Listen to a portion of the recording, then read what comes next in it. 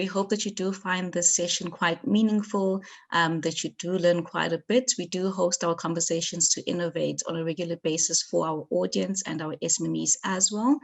We just use the opportunity to connect with you guys and also invite industry experts such as Abey just to enlighten us about relevant topics that do affect us as entrepreneurs in our space. So this evening we have a very, I think a dynamic topic that we're discussing. We're chatting all things branding, media and PR in the age of technology.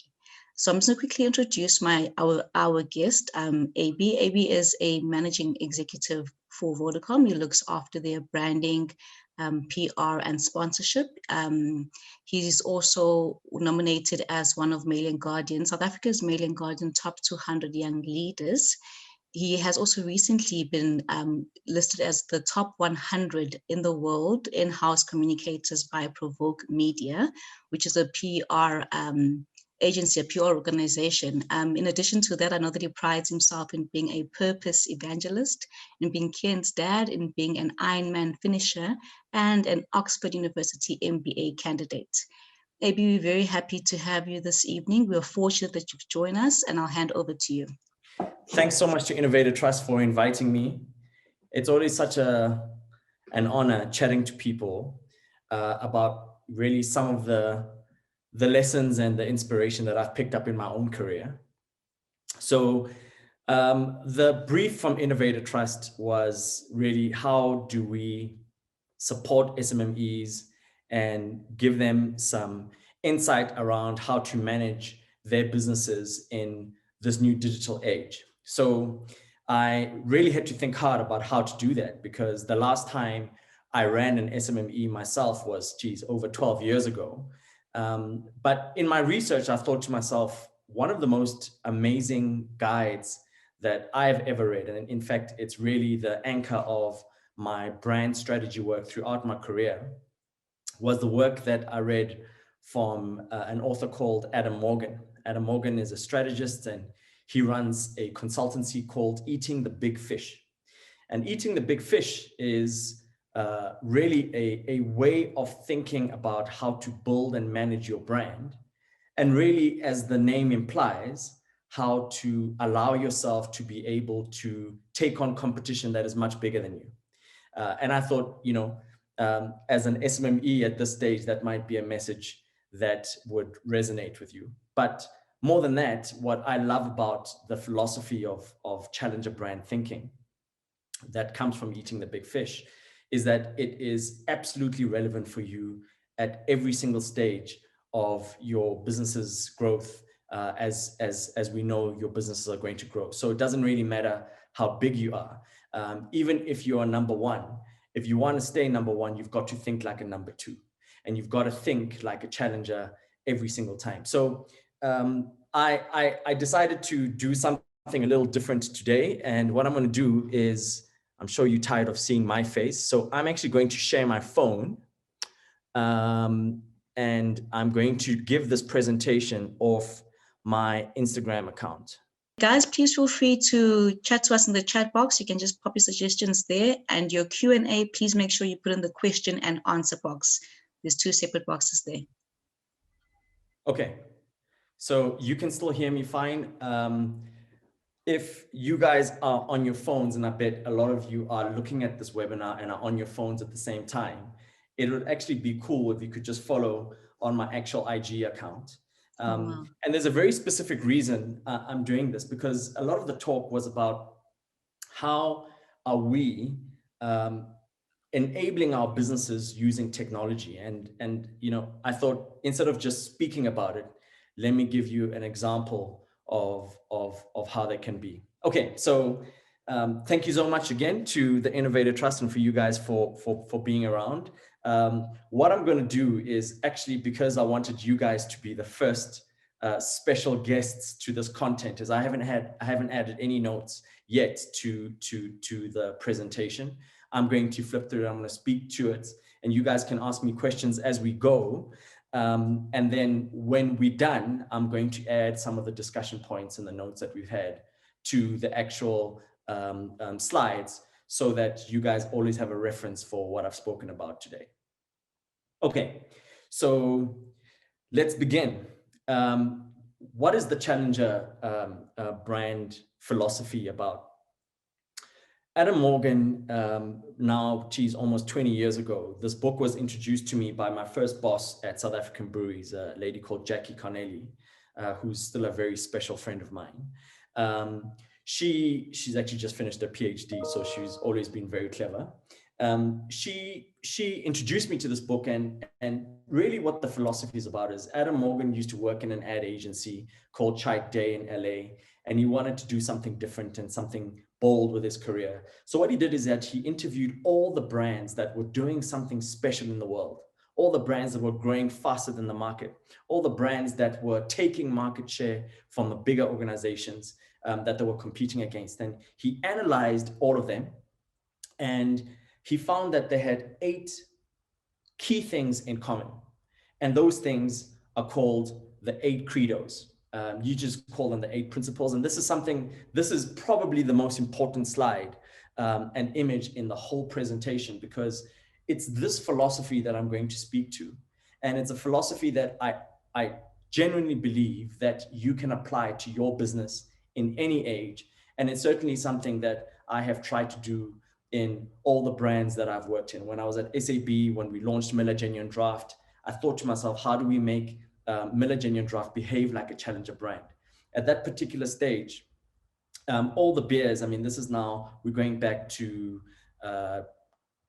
2003, when we launched that particular brand. And if you think about it, at that stage, all the beer brands in the market were all based on heritage. You'll remember the Amstel ad. I don't know, I actually don't even know how old a lot of you are, but I'm sure you will remember the Amstel ad, even if you were a kid, which had these like beautiful barley and hops in the background.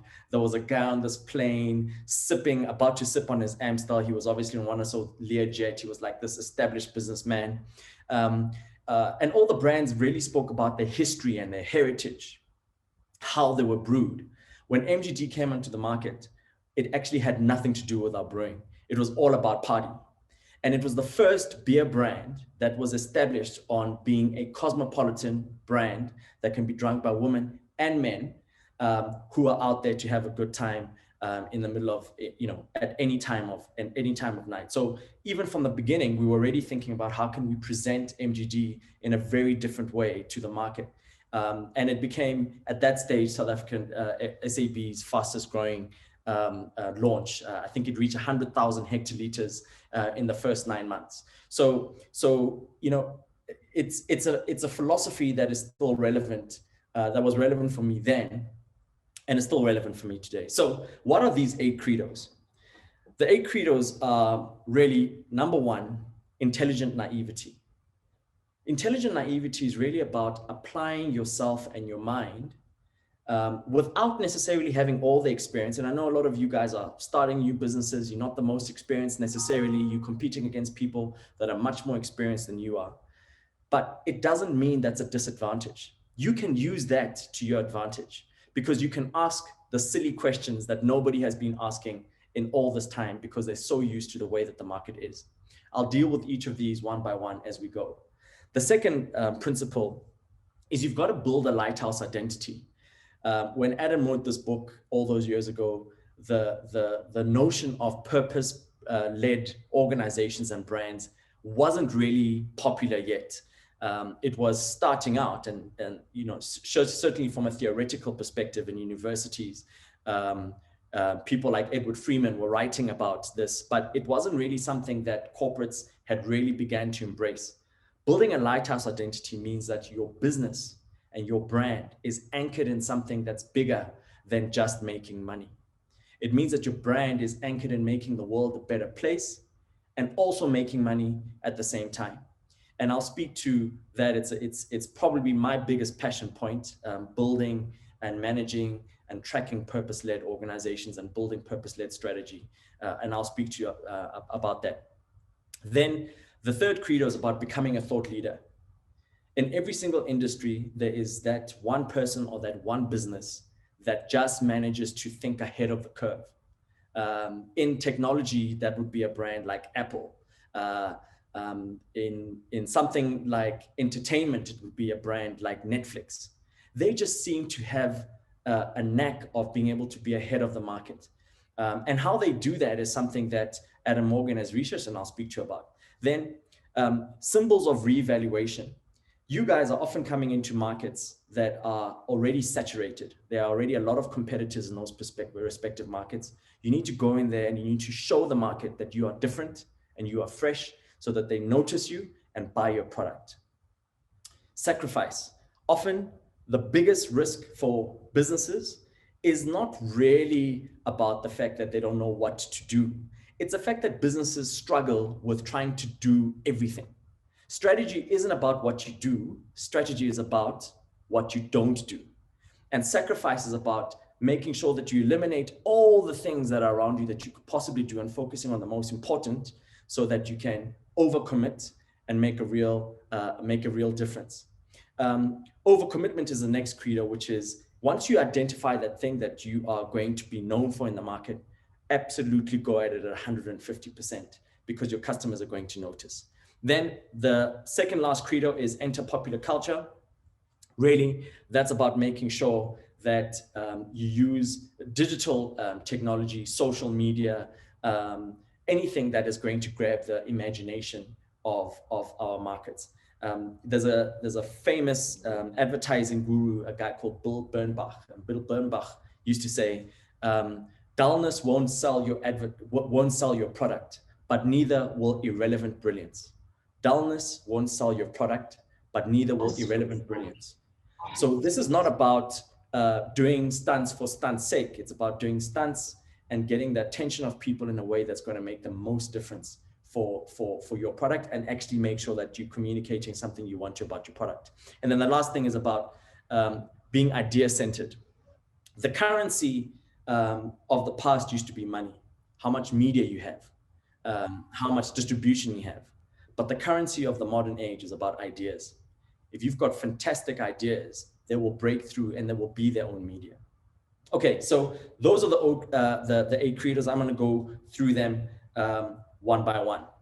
All right, so building a lighthouse identity. You know, at Vodacom, we are a purpose-led organization, and our purpose is to connect for a better future. There's been a lot of people that have written about purpose, and if you just do your research and just Google purpose, you will find that purpose is really, as I said in the beginning, about making money and doing something good for the society in which you're operating at the same time. Even as an SMME, I believe you can find this, and it will pay you huge dividends if you do your homework and you understand what it is that you're trying to do. At Vodacom, we don't just sell data and airtime. What we do is we connect the societies in which we operate to a better future. We invite people into the digital economy, and we do the things that we need to do to make sure that that can happen. Because if we are able to bring people in the digital economy, we will just continue to make money because we're adding value to people's lives. I'm going to show you 2 commercials that show you a little bit about how we are trying to communicate what it is how we are connecting customers. And then I'm going to speak about some of the ideas that have been born out of being so anchored in being a purpose-led organization. This is the first one that we launched this ad at the beginning of COVID, which is, I guess, still very relevant for us today.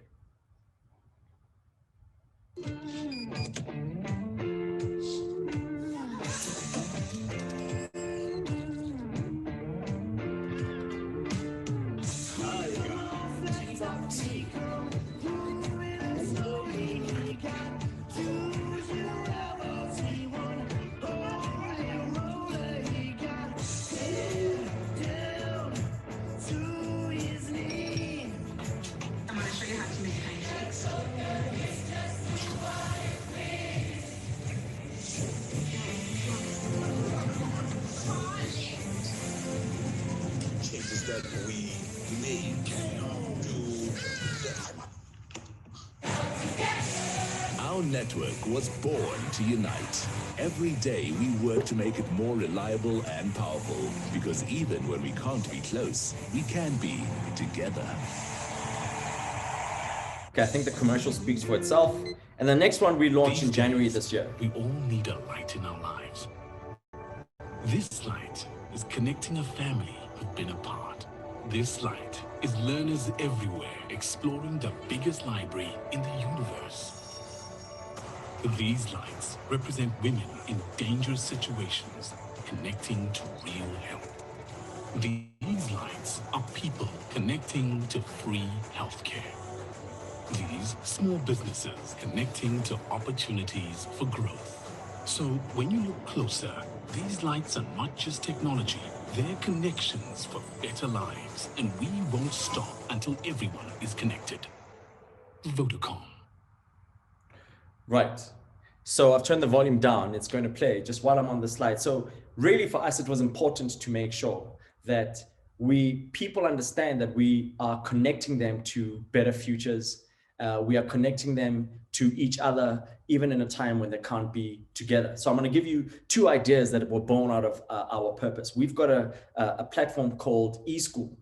And what eSchool is it provides the entire public school syllabus online for free for anyone who's a Vodacom customer.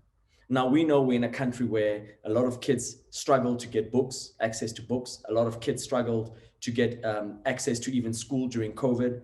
They could easily access the entire public school syllabus online now, and it was for free. So you were charged absolutely no data costs. We had almost 2 million learners on the eSchool platform last year during COVID. So it was a real help to people and to students out there. And that is something that really warms our heart. And you'd think that, geez, you know, Vodacom is doing something like this and must be costing them a lot of money. It is costing us a lot of money, but it's paying us dividends at the same time. And here's an interesting fact. The people that are on eSchool are on our network longer, and they give us 25% more revenue than the same cohort of people who are not on eSchool.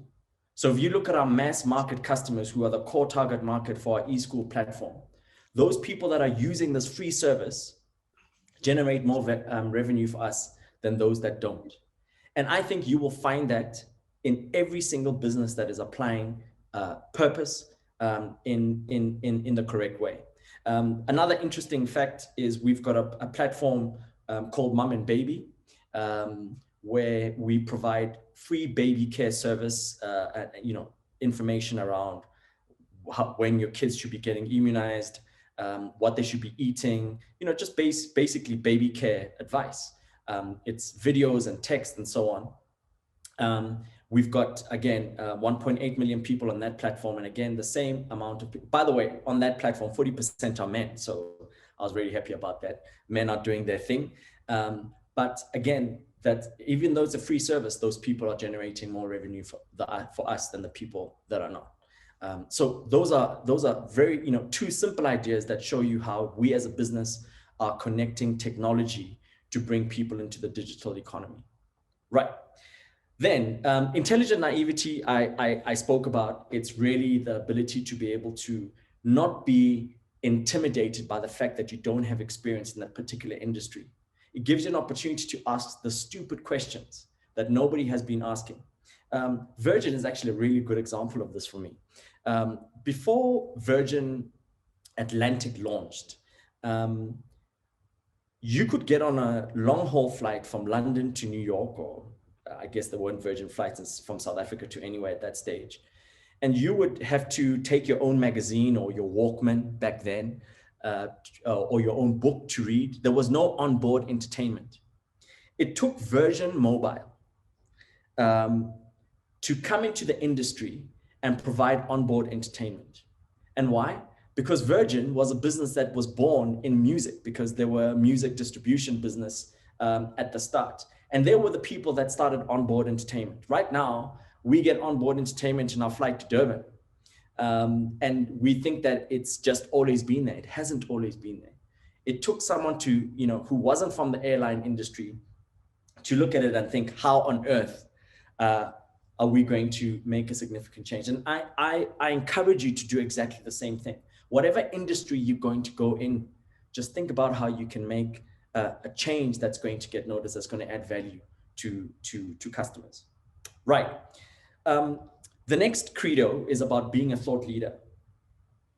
I want to be a thought leader around building purpose-led organizations. That's what I want to be known for. So if you just Google me, that's what you'll hear me speaking about. That's what my articles are written about. That's what I'm tweeting about.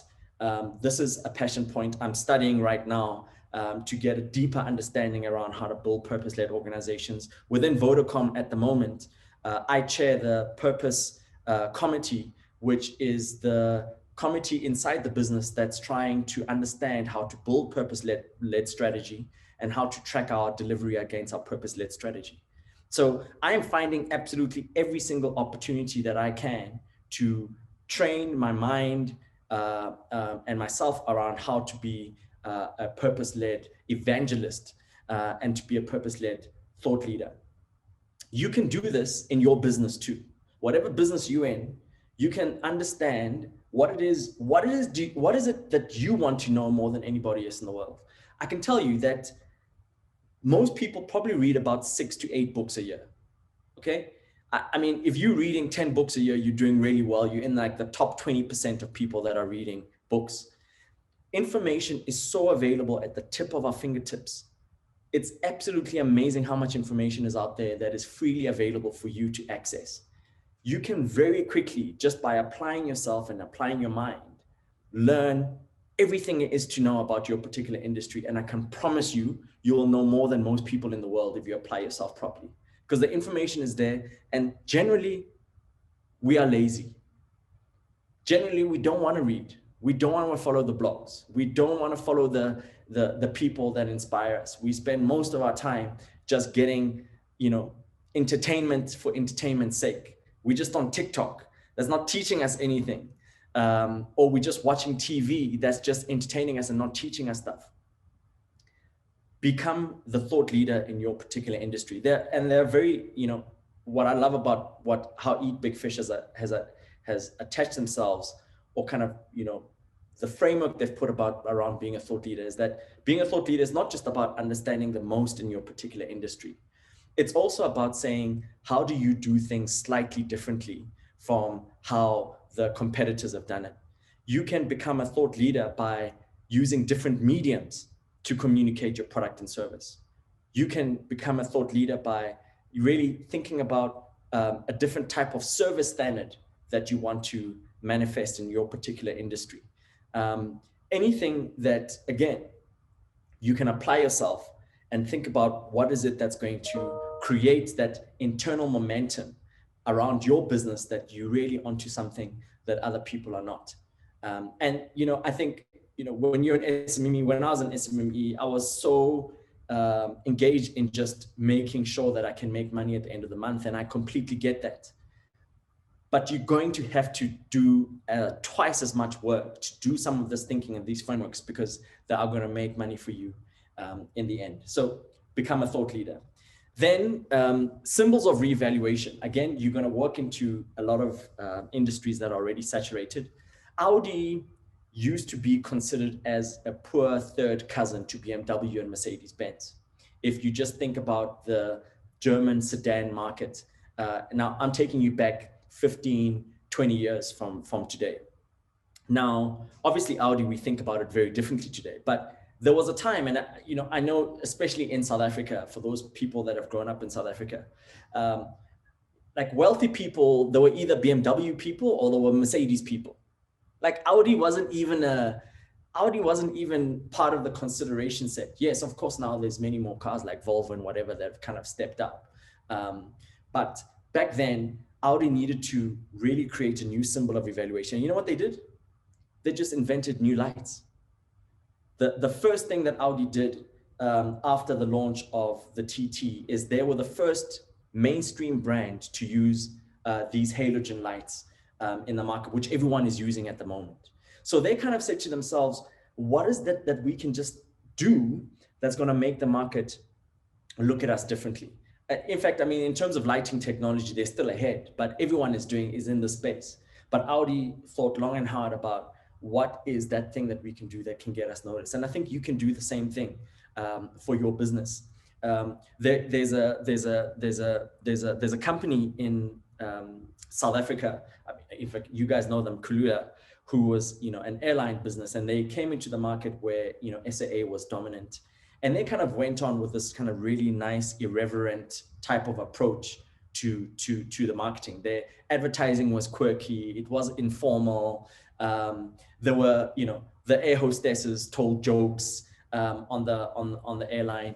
Again, these symbols of revaluation are things that you can apply your mind, and I promise you'll find them, because all you need to do is you need to say, what's everybody doing?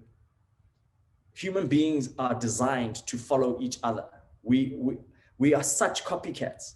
And I'm not just, you know, I'm not judgy. I'm not being judgy, because I think even as our brand, as Vodacom, a lot of the work that we do looks very similar to a lot of the work that our competitors do, and the way that they communicate. So, and that exists in every single market. So again, whatever market you're going into, understand your market, look at what everybody else is doing, and see what kind of changes that you can do that are going to bring real value into customers' lives. Sacrifice. You know, I said earlier that strategy is not about what you do. Strategy is about what you don't do. Make the difficult decisions about what you're gonna, you know, let go and not focus on, so that you can focus on the things that you want to, that are going to make the biggest difference, and, you know, give you a filter to apply your full energy. There's a brand called Tom and Jerry, Ben and Jerry. Tom and Jerry is a cartoon. Ben and Jerry, who it's an ice cream brand that was bought by Unilever now probably about 7 years ago. But Ben and Jerry is very well known for taking principled stands. It's always been about freedom. It's always been about freedom of expression. It's always been about equality. And one of the conditions that they gave Unilever when Unilever bought them was their board will have absolute veto on decisions of principle and decisions that basically are embedded in their purpose as a brand. And this is, I just tweeted this the other day. They're going to stop selling ice cream in the areas of the West Bank where the state of Israel has occupied, which is a really, really big deal if you just think about geopolitics and what's happening in the Middle East. I mean, this is an American brand that's got huge following all over the United States. And you know that in America, there's literally like a 50-50 split in terms of what people, people that support Israel and people that kind of, support a two-state arrangement in the Middle East. And it's a big political issue. But this is a brand that just is so brave in the way that they've applied themselves. I always believe that principles are not principles until they cost you. And this is certainly something that's going to hurt them, but they're doing it for the right reasons. And I think in the end, their customer base is going to give them the support that they need. Nike did the same thing. I mean, Nike's always doing that stuff, but most recently, when they basically supported Colin, who took the knee, who didn't want to take the knee during the national anthem. I mean, he took the knee during the American and national anthem, and the NFL disbanded him, and Nike continued to support him, and they ran a whole campaign around him. Nike's share price sank immediately after that move, but it recovered, and they're now selling more Nikes than they've ever. So again, for your business, I guess you are still in a stage where you are not necessarily going to make decisions that are going to cost you your entire business. And maybe your risk isn't as big yet, but I'm just saying, as you grow, understanding what are the things that you are not going to do and understanding what you're going to commit yourself to is really, really, really important for your customers, because that's what's going to get them to have real strong and engaging relationships with your brand. And then, how do you, overcommitting in that particular stage? Because you've sacrificed, you'll be able to overcommit. The next credo is really around entering popular culture. This is clearly recognizable to everyone in the room today. This is a post from Nando's, and they did it after South Africa's ex-president was announced that he was going to go to jail. And back to meeting. I don't know what happened there. Can you still hear me? Yeah, I can still hear you. Can still see your screen. Okay. I can't see you guys, but anyway, let's go. This is, I mean, Nando's is very well known for doing this type of work. And they just have an ability to be able to understand how to get into popular culture and how to be relevant for people. And I think whatever brand you're going to be associated with, think about how you can understand the zeitgeist of the country, the zeitgeist of your customer markets, and then keep engaging them in interesting and irreverent ways. This is probably where you're going to need the help of your family and your friends. It's a lot of work just being on point like this all the time. Whatever business you're in, understand how you can kind of keep that business engaged. And I think the age of the kind of digital world in which we're operating right now with social media, as prolific as it is, gives you a real opportunity to be able to do some of that. What social media has created and what the digital economy has created is that it's given us a market. Even if your market is only 200 people and those 200 people are all over the world, you can reach them. They can reach you. Use your brand, use your social media presence to get those people to follow your content. You can sell your products and services online. You can even do that through the existing platforms like Facebook and Instagram. You're able to sell your products. You don't even have to set up your own website that's got its own back end that is able to do transactions. You can buy those off the shelf right now. There are a lot of places and a lot of shop fronts for your business, which is really different to where we were before the digital economy. And the COVID pandemic has made that even more apparent because more and more people are now using digital services than ever before. My mother is using, Woolworths Shop, and she's able to kind of buy her products from Woolies for the first time. And I've been trying to convince her for so many years, but COVID forced her to do that. More and more people are buying airtime through their mobile, as an example in the mobile industry. Electricity through their mobiles right now. It's no longer such a big deal. There was a time, remember, when we had to go to the shop and actually buy a voucher and then take that voucher back home to apply that to get whatever products and services you needed. Now, all of that stuff is online. All of that work is being built for you. It's much easier to enter the digital economy than ever before. And then finally, in terms of this idea, the last kind of credo from my perspective is around being idea-centered. Ideas are the new currency. And a lot of the businesses that we see around us today are really ideas that have been invented by people by their own ingenuity and really kind of brainstorming what that new idea could be. I mean, if you just think about a brand, Amazon, which is now the second largest company in the world, it keeps changing position with Apple. They started off just selling books online.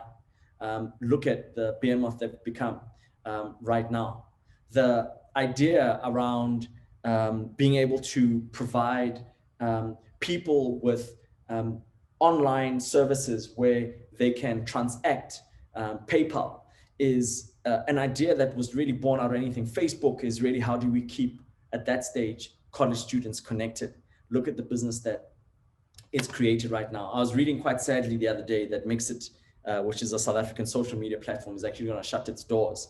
But at its high point, Mixit had almost 40 million users, and they were running on kind of an average daily usage, about 4 million registered users, which is just phenomenal.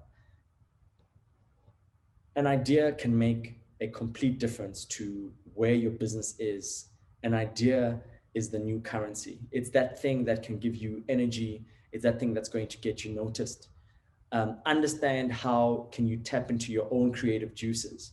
How can you present yourself in a different way? And how can you surround yourself with the content and the people and the inspiration that's going to help you keep generating ideas. And this is something you're going to have to keep doing within your business. Ideas are the new currency. You don't need money to have an idea. A really big idea attracts money. So invest time in understanding how to unlock that for yourself. We've got an idea that's coming up in this space. Vodacom, connecting society to a better future using our technology to do that. We are going to be launching a new super app, which is basically, if you can think about it, it's going to be like a mall that you can go into and you can buy different products and services. Not only are you able to go and buy services as a customer, but you as an SMME are going to be able to register your business, and you're going to be able to have a shop front that you can buy your products and services for. So I'm going to show you a quick clip and then we'll chat about that.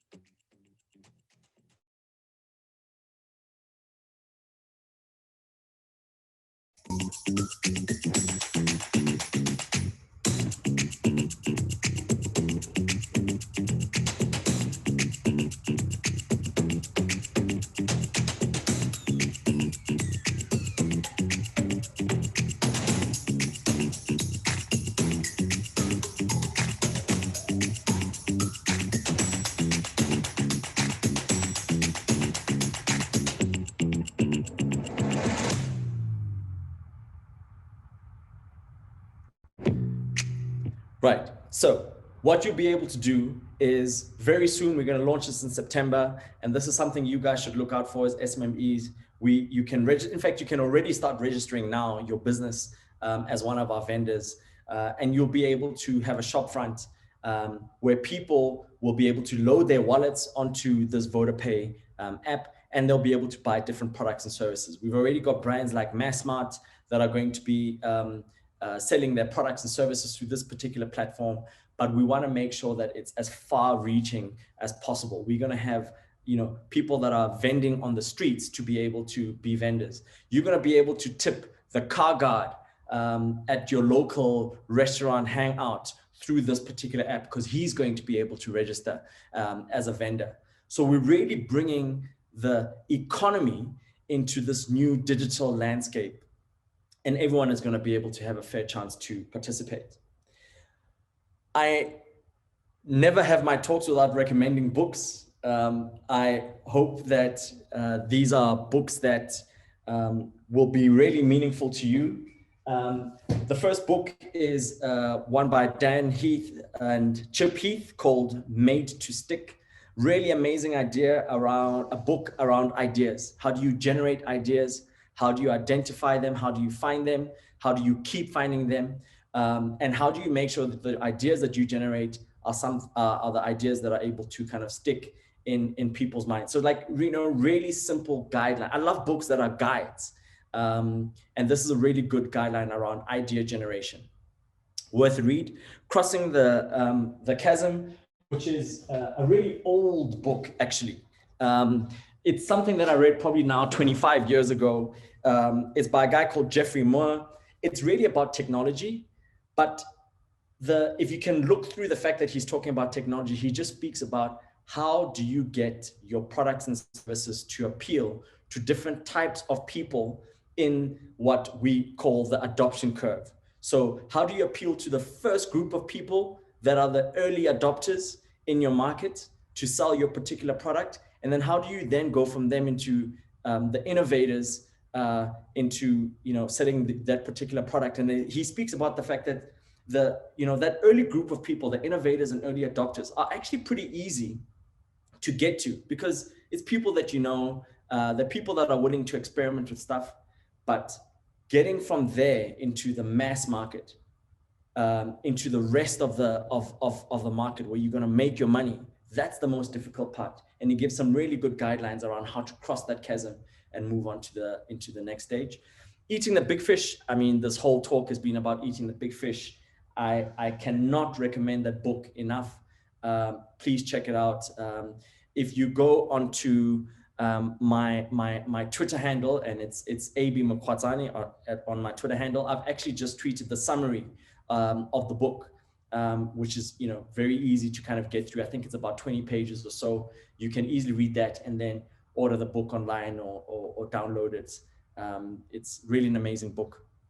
Exponential Organizations by Salim Ismail is really around how businesses can use technology to really grow exponentially, 10 times their growth ambition using technology. Technology is an amazing force.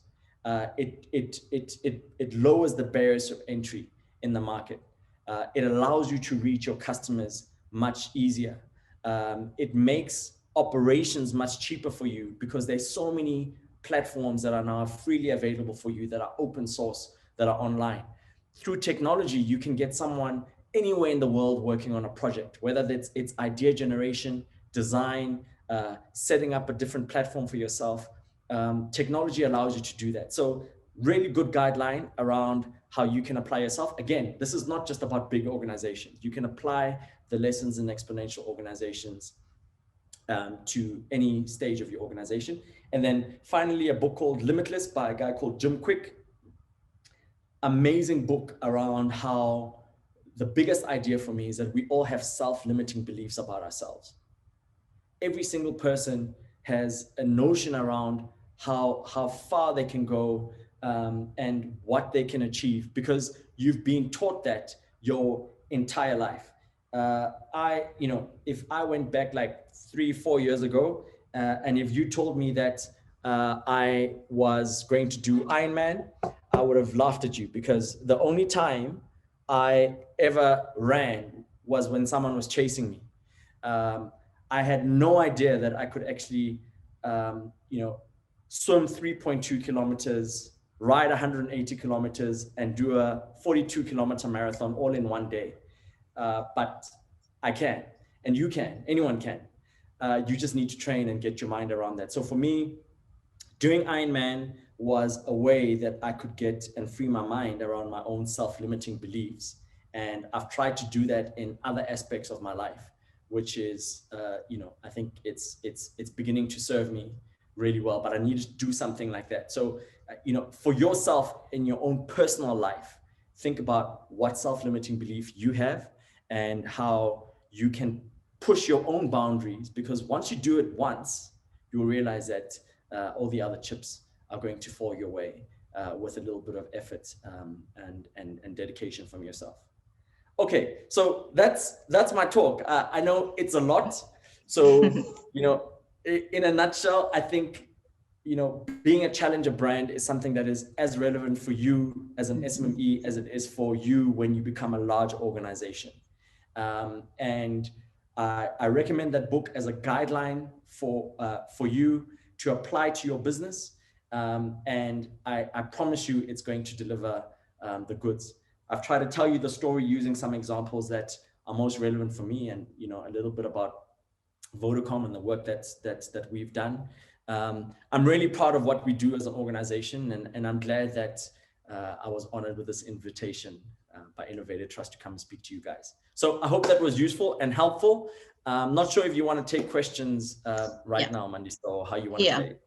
Let's do that. Thank you so much for that, Abey. That was really insightful and eye-opening.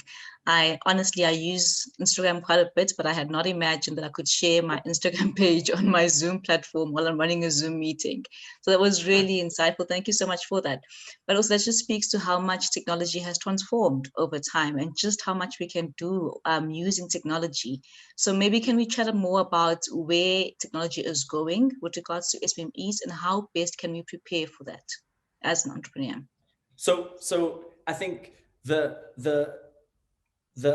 is so much open source technology that exists right now that as a small business, you want to, for example, go and set up a business, and you want a basic accounting software program that you can register your sales and do your bookkeeping through. There's actually very close friend of mine they're building a business that's going to help SMMEs with very basic accounting packages that they can buy off the shelf that will allow you to just track your sales and your entire accounting and bookkeeping backend. So, there's applications like that. And I'm just talking about in one field for accounting. There is applications that help you set up your online store. There are applications that help you set up your social media programming and how you do that. There are so many different technologies and platforms that are available to you as an SMME today, now more than ever, and more people are inventing those things. Like literally, you just need to sit down, understand what you need, and technology has the answer for you. Obviously, from a communication perspective, social media is hugely influential. People spend more time on social media than any other medium on their mobile devices, which means that you've got a captive audience. In Vodacom, we have a package, for example, where we are now even offering advertising through our Easy Ads platform, where we can advertise your products and services through the advertising platforms that we've got. So for example, please call me's. You can buy please call me's and target them to very specific areas and geographies. Okay. Now, that's just one example. There's a lot more that we do, but technology is an answer to a problem and the solutions that you put ahead. I think what you need to do first, you need to say, what problem am I solving? Mm-hmm. And how can technology help me to be able to solve that particular problem? You can't go to technology and then try and work it backwards. That's not going to work. You need to know and do the work around what your brand stands for, who your core target market is, what relationships you want to build, how you want to differentiate yourself, and then understand how technology can apply into those areas. Sure.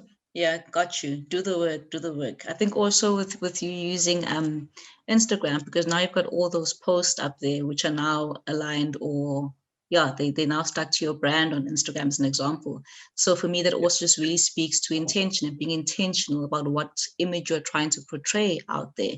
And maybe we can chat about the importance of being intentional with your brand, intentional with your PR and marketing, and the importance of being consistent and also relevant while you're doing that. I mean, we currently still in a pandemic, and you do come across some social ads that are not quite relevant to the current climate. We had the unrest, the national or the social unrest last week happening, and I think it's still continuing this week. And a lot of brands were almost out of touch with that. And some brands really came to the party and were quite quick in their response as well and addressing that. So the importance of being relevant, or how to remain relevant, and how to really be connected to your audience, your clients, or your customers using social media. Yeah, so as I said, I speak a lot about being a purpose-led organization and purpose-led strategy. I think if you are anchored in something that is beyond just making money, and you are anchored in something that is about making the world a better place, that is relevant no matter which situation you're going to be in. So if your purpose, like our purpose, for example, is to connect people to a better future, it was really important for us to make sure that we didn't stop promoting our value services. We actually upped the investment in terms of helping people understand, like, where can you get the cheapest data, so that you can be able to keep in touch with the individuals and the people that might be in strife. From an operational perspective, we had our senior leadership team meeting every single morning, making sure that our towers were up. If there was a tower that went down, it was fixed and redirected traffic so that people could continue to be in touch. So I think the most important thing you have to figure out is, what is your purpose? What do you stand for? Because that's the thing that's going to see you through all the different controversies that are going to come your way. We had COVID as one example. We had the unrest, that's another example. That is going to continue, and it's just going to be a different thing. But there's always going to be something. That's just the nature of the world in which we live in. So I believe if you anchor in something that is authentic, that you truly believe in, you can be consistent, and being consistent about applying that, you will be able to figure out your way through whatever controversy comes your way. True. Anchor yourself in something authentic. I think, with COVID, the pandemic, the unrest, that's all almost external factors. And it becomes a case of us needing to respond to those type of things. What about then the methods and the mediums that we use to communicate our brand? During COVID and the pandemic, I saw an increase in video content with regards to people creating a lot more video, people consuming a lot more video. We even saw Twitter now has introduced spaces where it's audio content. Would you say that that's going to continue to grow, and maybe we should look into that when we are communicating our brand on platforms? Or perhaps there might be something new that's coming? Yeah, I mean, if you just look at the social media landscape in South Africa right now, about 63% of the South African population has access to some sort of digital divide. You've got brands like Facebook that now have about kind of 34 million subscribers. Twitter, I think, is on about 10 million. Instagram is just about to actually overtake Twitter if they haven't done so already. They've got about 11 million followers. The fastest growing platform in South Africa right now is TikTok. They are you don't there's actually a report published by Worldwide Works, which I'll also tweet after this talk, that gives you the entire landscape of the social media landscape in South Africa and gives you all the trends of the stuff that's happening. Now, that's, again, is a report that's available for free. And what you need to do is you need to get that type of information. I need to think about how is your target market consuming this information? How can you then use it?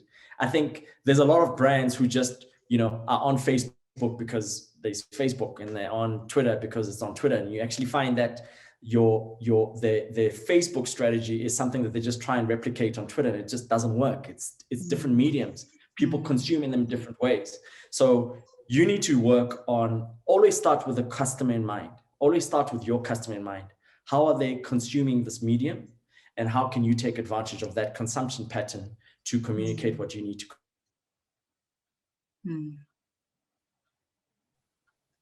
Got you, Abey. I think that also answers Beverly's question, where she was saying, how important is the medium or platform I choose to market on? Do I follow the market, or do I drag the market to my platform of choice? And I think that almost answered her question there, to say, you need to do what's relevant to your business and also be intentional while doing that. But I like the second part of the question. Are you then able to drag your market of choice onto a specific platform? Or how much of influence do we have there? Look, it's all relative, right? So if I think about something like TikTok as a growing medium, it's very rich in video. You spoke about video a little bit earlier. I think TikTok can be a very good brand, but it takes a medium, but it takes a lot of content development. You need to focus on creating a lot of content. You need to find the right influencers to create the content that you need. So there's no kind of, there's not one solution for everyone. You just need to understand, again, who is your market. And I think if you are listening closely enough, you just know that young people are going to be on TikTok more and more as the years and the months go by. You just instinctively, that. But TikTok has already been around for over 4 years. So, you could say that the people that understood that first and were in first could be gaining on that momentum. And those that are late kind of have to spend a lot of money just to catch up. So I think it's always relevant, it's always relative to what your target market is consuming. And if you are just tapped in enough to what's happening, you can take advantage of some of the trends ahead of the curve. Sure. So tap in, be in the know, if I can call it that way, of what's happening all around you. Guys, please feel free to pop your questions in. We still do have a little bit of time, so we can just address that. I can say we do have some questions in the chat box, Abey, so I'm going to quickly go through that as well. I've got one here, and they're asking, are there any unwritten rules of business or marketing that you feel people should know when starting or running a business? Any unwritten rules? Yeah. Most rules are written, And I think the best ideas are the ones that understand the rules so that you can know how to break them. You know, my starting point always is the customer. You know, it's the customer experience, how you get to the customer. A lot of people, when they kind of start businesses, they think that they're the customer. You're not. Your brand exists inside customers' minds. Branding is about something that is not kind of outside in, it's inside out. Customers need to perceive where your brand positioning is in order to buy your product or service. So fall in love with your customer, fall in love with their lifestyle, what they do, how you can solve their particular problem. And I think that is something that we don't spend enough time in. Often, you know, when businesses grow, you start like forgetting how important your customer is, and they're absolutely central to everything. So I don't know if there's unwritten rules, but that's certainly something that I always go back to is your customer. Fall in love with your customer. Fall in love with your customer. We also have quite a few questions regarding VodaPay, so I'll just group those and we'll address them after the social media questions. We've got one from Tara as well, and she's asking, how would businesses market on TikTok, and is that advisable? Yes. Again, I mean, that's almost like asking the same question on how do businesses market on radio, and is that advisable? TikTok is just a medium. So TikTok has to be relevant to your audience, and you've got to understand how they consume it. And then you've got to apply how your brand can be relevant in that particular space. That's how you've just got to think about it. I think that it's a growing medium. It's the fastest growing social media platform in South Africa. So if you are a brand that's selling to a 14 to 40-year-old market, you definitely need to be playing in that space. The only thing about TikTok, as I said, is that I think the best advertising on TikTok is actually originated content. It's not advertising. It's when brands have adapted to that particular medium and then use that, and that's the stuff that's shared and goes viral. So that would be my answer on that. It's always relative to your market. True, relative to your market. I also think that, with Instagram, I was just reading an article where they were saying that they're really leaning towards more video content. And I think that for all our SMEs that are on there and are pushing their sales and reach on Instagram, but using that through static post, it's an opportunity there now to really start gearing up for video and how you produce video and how you get your message out there utilizing video. But then again, it goes back to really researching and wanting to know, where are we going with this platform, or where's the market going? And then just challenging yourself to come to that party. Okay. Yeah, and again, video is something that is a highly relevant medium, but there are so many video editing tools available right now that anyone can produce video.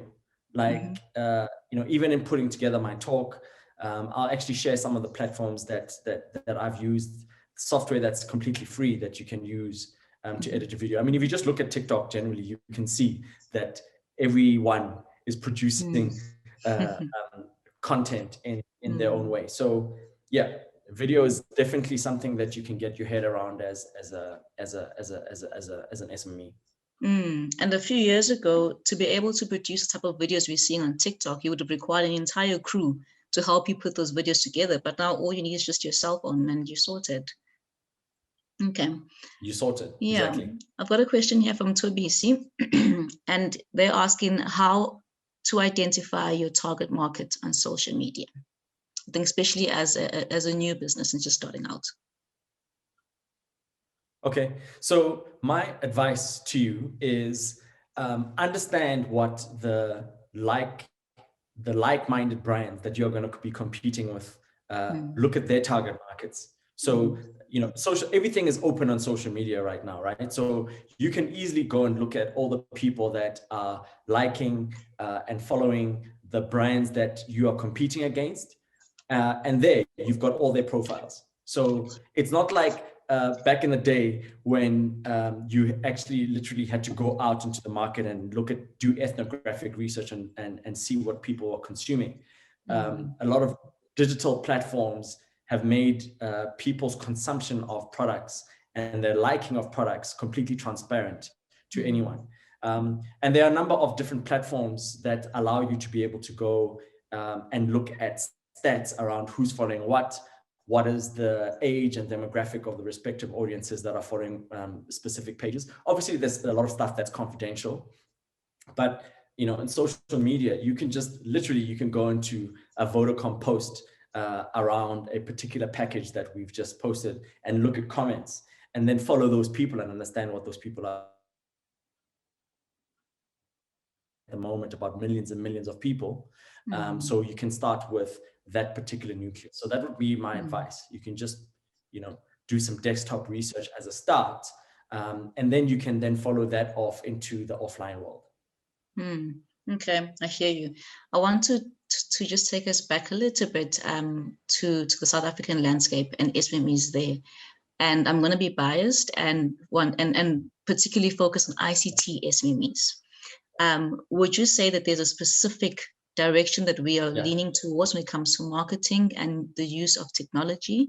Or ICT SMEs utilizing a certain platform to create an experience for their customers or to get their services out there? Well, look, I mean, again, let's just say, if I'm thinking about how easy it is using digital platforms to provide services and service to your customers. Right now, your customers don't even need to phone you. They can pop you an email, they can send you a query online through one of your platforms, and they can engage with you 24/7.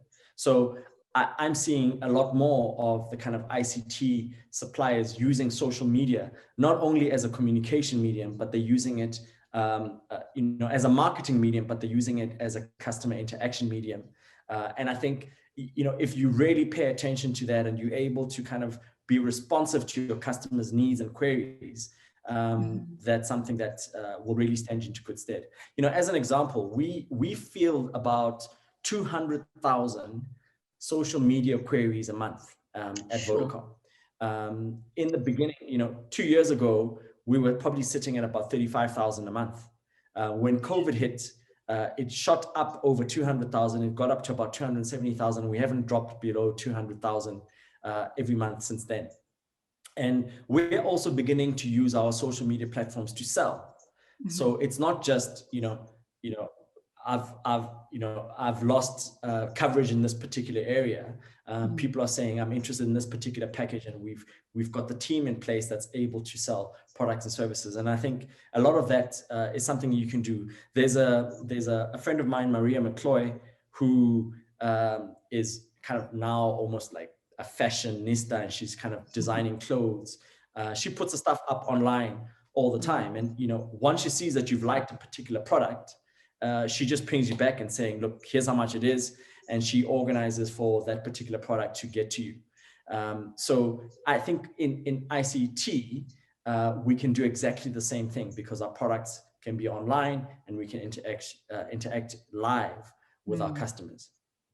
Brilliant. And I think, with Vodacom being such a large organization, a large corporate, but be able to do so well on social media platforms in terms of engagement, in terms of sales as well.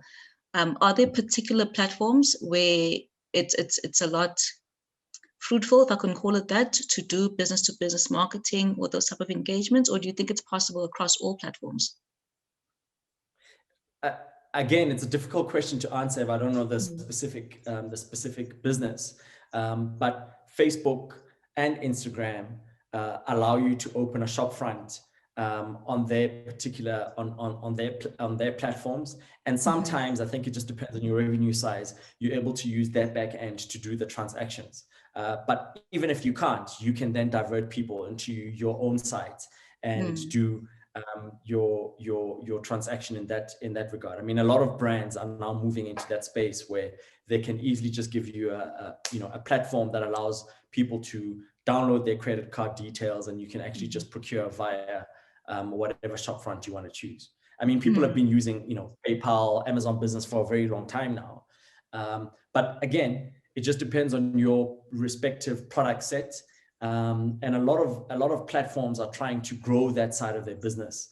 So Google, Facebook, Instagram, PayPal. I would look at all those platforms, and obviously, our platforms coming up in VodaPay. Awesome. Speaking of VodaPay, I've got some burning questions here that I'm going to go to quickly. Okay. On the VodaPay app, there's a question that says, will we be able to sell our services and products, or is it only for paying and receiving cash when the other person has purchased?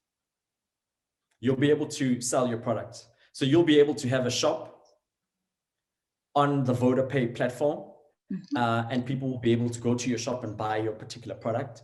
They will either pay, obviously, via their credit card, but what we're trying to drive people to is to actually have the store value sitting inside the VodaPay ecosystem. So it's much easier to transact in that type of world. So yes, you'll be able to set yourself up as a vendor. Okay, awesome. Out of interest, would Vodacom also just be using the same, or would they be able to utilize the same platform for their own service providers? Definitely. In fact, it's not just service providers in terms of the people that are providing services to us, that may also be able to sell their services to other products. Yeah, definitely. You'll actually also be able to buy our competitors' airtime on VodaPay too. So it's really, we are setting up a digital marketplace that's going to be, in terms of its scale, the first in Africa. Amazing. I've got another question that's asking would you be able to reverse payments and have an online payment gateway and pay or receive payment from other cell phone networks? So I think there's two parts there. One is, So you'll be able to set up your store, and you'll be able to transact with whoever your customers are in that particular store. I think the one question was, would you be able to reverse payments? Yeah. Like if you've made a payment and you've made a mistake and you want to reverse that particular payment. Look, there'll be different T's and C's for different products and services, but I can't see as that something being something that's not going to be, the platform won't be capable for. I mean, obviously there's going to be some products. I mean, if you're going to buy airtime, and that's going to go into, and it's going to be utilized, there's no way you're going to be able to reverse that. But if there's a product that hasn't been delivered to you, for example, that you've already paid for, you'll certainly be able to do that. Brilliant. I think it's also another way of how a product is solving a problem out there. So kudos to Vodacom for that. I'm just going to see if we have any more questions regarding VodaPay. There's nothing there. And let's see if we have anything else. Okay. So we've got a few attendees that would like to connect with you, Abey, regarding the VodaPay app. So maybe we can just pop a link to where they can read more about that with all the registration details as well. So we'll circulate that data. Yeah, you can. Or you can just DM me and I'll put you in touch with the guys. Okay, awesome. You got that, guys. You can just DM on social media, that is. Yeah. Can they DM you on social media? Okay, great. Yes. Okay, here's one more question from Kanya. Many big corporates use digital agencies to manage their social pages. How does Vodacom ensure that they retain the brand connection between itself and its customers with a middleman in the mix? Yeah, I mean, it's obviously, it's something that we work on all the time, and sometimes we make mistakes. We actually have our team that's engaging with social media queries actually sits in our call center environment in Cape Town. It's called the Social Media Command Center. And those people are trained not only to be able to manage social media queries, but they're trained to be able to resolve first, second, and third order transactions. So they can help you buy a product. They can help you fix a particular product issue that you're having. So they've got let me just say, they've got call center training too. So it's almost like call center people that are working in the social media desk. That's something that we launched 2.5 years ago, and it's working very well for us. And our integrated agency are the team of people that come up with our social media campaigns. And they kind of run those campaigns, and we work very closely with our agency. I mean, they might as well be in our own building, our own virtual building. But again, you know, we run a very big brand. Sometimes we make mistakes, and you know, we apologize and move on. But I think we've got the right mix. Obviously, your agency selection is really important. I know some brands like Nestle, for example, their entire social media team sits within Nestle. They're employees of the brand. It's not an outsourced service. And yeah, I don't think there's any right answer all the time. I think you just need to be able to apply it to the state in which you're in at that moment. Yeah, and I guess like what you were saying earlier on about purpose and values, getting that in there, cultivating that and being intentional about that as well, you know? Okay, this one, Abey, is for you. And what has been the most important lesson in business that you have learned?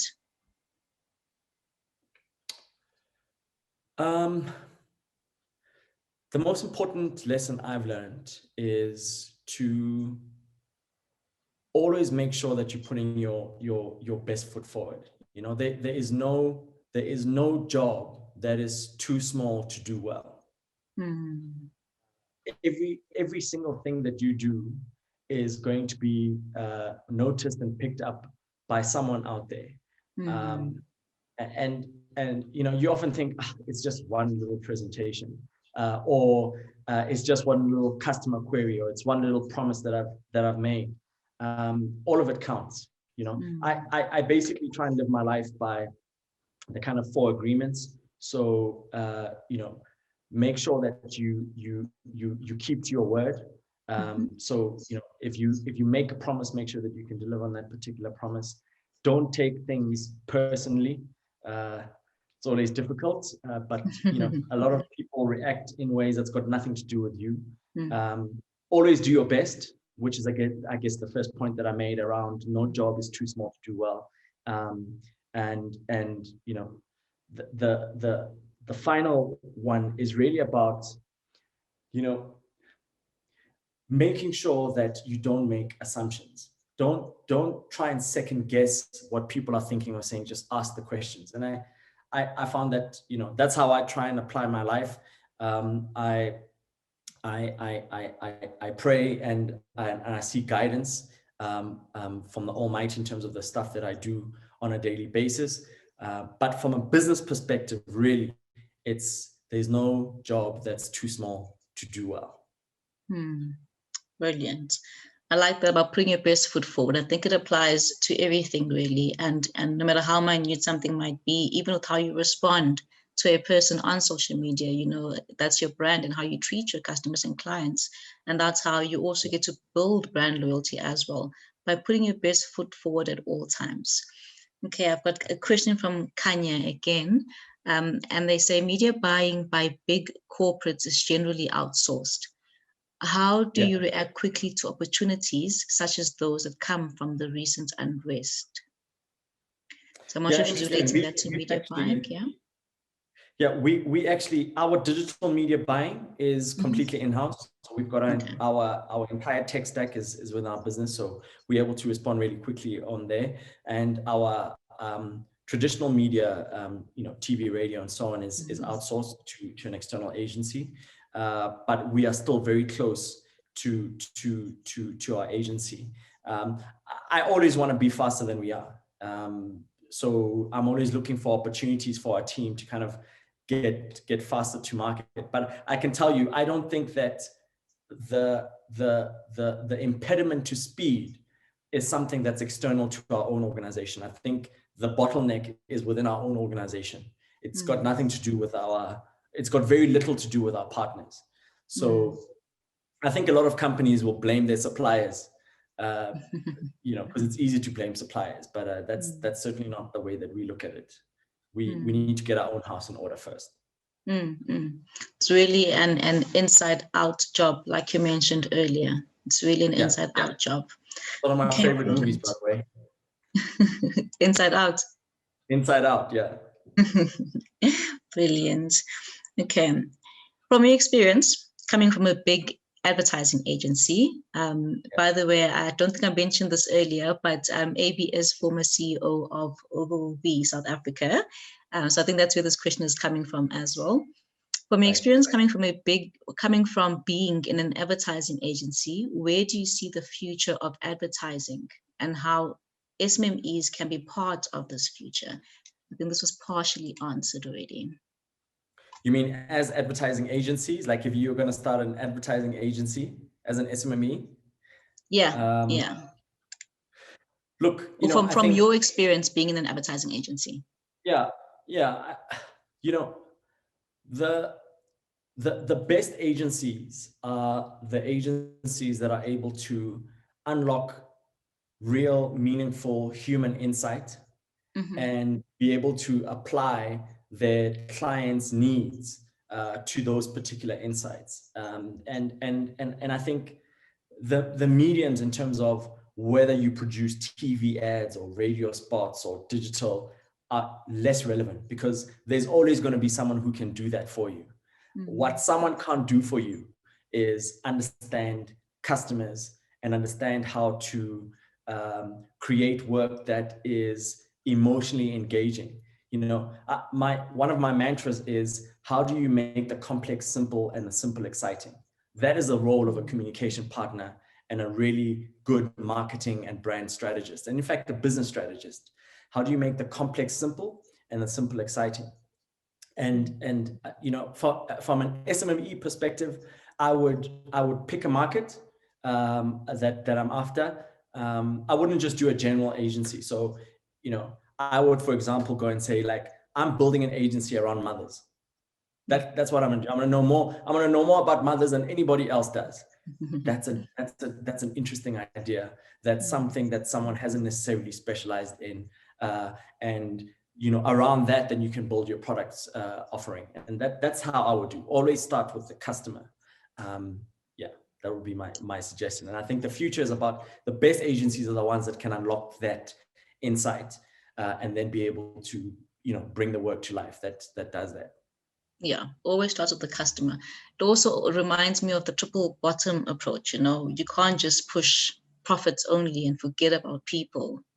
These things need to speak to each other. And I think once you start to do that, you start to really become more enlightened about your purpose and why you're doing what you are doing and the power of your why. Okay, we've got a question from Amanda, and she would like to know, how do we bring e-marketing and e-commerce, which is data rich, to communities and households that don't have Wi-Fi and data, which I think is a national issue at the moment. Yeah, you know, it's obviously people need to have access to the digital economy to participate in it, right? So it doesn't, you know, you can't sell digital services if someone doesn't even have Wi-Fi and data. So I don't think it's possible. There have been steps towards that. For example, if you think about the way that we're now buying electricity, you know, that's an e-commerce play. Someone goes into a store, they buy a voucher. Even if you don't have Wi-Fi, you can still buy that. That's like a digital economy. You know, across Africa, our businesses in Kenya, in Tanzania, in the DRC, in Lesotho, and in Mozambique, a significant part of the business comes from a product called M-Pesa. And what M-Pesa is basically a money transfer platform where, you know, in a lot of those countries, if you wanted to send money to your grandmother in a village, you needed to give it to someone who would get on a bus or a taxi and then eventually get the money to her. But by the time that 100 shillings gets to that person, it's 80 shillings because you've had to pay for transport, you've had to pay for whatever. So the innovation of M-Pesa was that you could buy, you know, put in 100 Rand in your M-Pesa account, and your grandmother could access that 99 shillings immediately in the village somewhere, and then she could transfer that money into cash, or she could buy products and services. That's how it started off. So you can imagine that is an amazing use case that answered a very specific customer pain point. Right now, M-Pesa is on the M-Pesa platform. They're selling everything. you as a female farmer, you don't need to necessarily go all the way to the market to sell your products. You can trade on that platform, and once you've got a sale, only then would you have to go into the market. You don't have to go do that necessarily. And there's a whole lot of platforms. People are paying for electricity, school fees, products and services using M-Pesa. And in a way, what we're doing with VodaPay in South Africa is we're doing M-Pesa, but in a South African context, where everything is going to be on a single marketplace where people can transact with each other. So I think that there are ways in which we are, can get halfway there, but access to digital, and being able to get onto Wi-Fi and being able to be connected to the internet is something that drives us as an organization. We cover now 99% of the market in South Africa, but we don't have enough people using 4G in the country yet. We, as it stands right now, we've got about 8 million customers on 4G, but we want that to be much more, because that's a real experience of the digital economy. Things move faster, you can transact, and when 5G comes, it's just going to be absolutely amazing as well. So that's why our purpose is to connect for a better future, and central to that is making sure that people have access to the internet through our services. Yeah, access is key. I am going to hold on to the fact that you said you don't have, enough people utilizing 4G yet, keyword being yet, which means we are heading there, which means it'll become a lot more accessible for us to tap into 4G. And by the time, we are able to access 5G a lot easier. Because I think accessibility is a huge thing. And I think that with any business or entity, your desired target markets, your desired customers need to be able to access your product and your offering. And I think being able to provide them access using a variety of platforms is very important. I think one last question, Abey, as we wrap this up. We are living in such uncertain times. You never know what's coming tomorrow or next week. Would you say that there's a specific leadership style that is required to navigate these times? I do. My personal purpose is to really do everything I can to empower women, but in particular Black females, because of the context that I live in. And I've grown up in a matriarchal society. I've got very strong reference points in terms of my grandmother, my mother, the women that I've worked for, people like Nunu Chingila, amazing people at Vodacom, who I've had the opportunity to work with. It's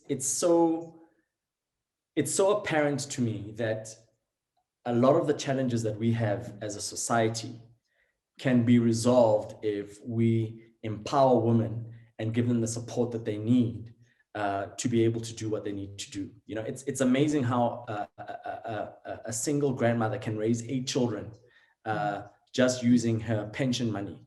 And I know that in the South African context and in the global context, those examples are so vast, and there's so many of those type of examples. And I think what we need actually is more of a balance of kind of feminine energy, and more empathetic, more collaborative type of leadership energy that we need in South Africa and in the world right now. So I think that we need purpose-led, ethical, and empathetic leadership. And it's certainly something that moves away from the male energy into much more of the female energy. And by the way, I'm not bashing guys. I'm just saying all of us have a balance of male and female energy. I think we need a little bit more female energy in our leadership style.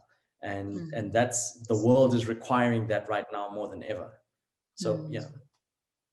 Brilliant. There's a saying that I absolutely love that says, if you educate and empower women, you've educated and empowered a community. And I think that's really what we're needing during these times. And almost naturally for women, we're able to cultivate and be innovative as to how we we solve problems, you know. So thank you so much for that, Abey. You're getting a lot of Sure. cheers here as well, saying, Abey, that is music to my ears, from Jenny. So that's brilliant. Thank you so, so much for that. And I think that we're going to wrap it up. If there are any other burning questions and we now require a follow-up session, we will hunt you down, Abey, and invite you again. Guys, please do let us know if you would like to hear more from Abey, and any particular topics that you would like for us to chat about, and we will look into that. Abey, thank you for availing yourself and honoring our invite. We are truly, truly fortunate to have had you this evening and to contribute to the Conversations to Innovate banner and series. So thank you so much for that. Awesome. My pleasure. Have a wonderful night, everyone. All the best, eh? Thanks so much. Make magic. Thank you so much, everybody, for attending as well. The session was recorded and you can expect it on our YouTube channel if you would like to revisit or share with anybody. And let's keep in contact. Connect with us on social media. Let us know your takings on this. And thank you so much for this evening. Enjoy the rest of your evening. Thanks, guys.